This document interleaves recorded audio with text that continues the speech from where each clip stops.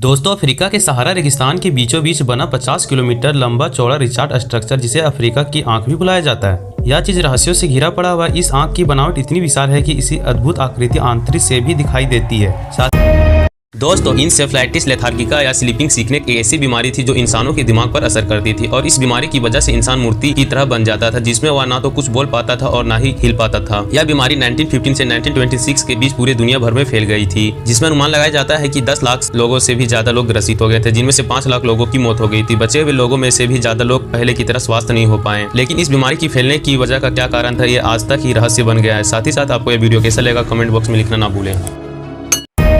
हवाई जहाज का आविष्कार का श्रेय राइट्स ब्रदर्स को दिया जाता है, हालांकि यह पूर्ण रूप से सत्य नहीं है। दुनिया का पहला विमान सन 1895 में शिवकर बापूजी तलकड़े ने बनाया था, जो मुंबई के रहने वाले थे। सन 1895 में उन्होंने इस विमान की सफलतापूर्वक परीक्षण किया था और 1500 फुट की ऊंचाई तक उड़ाया था।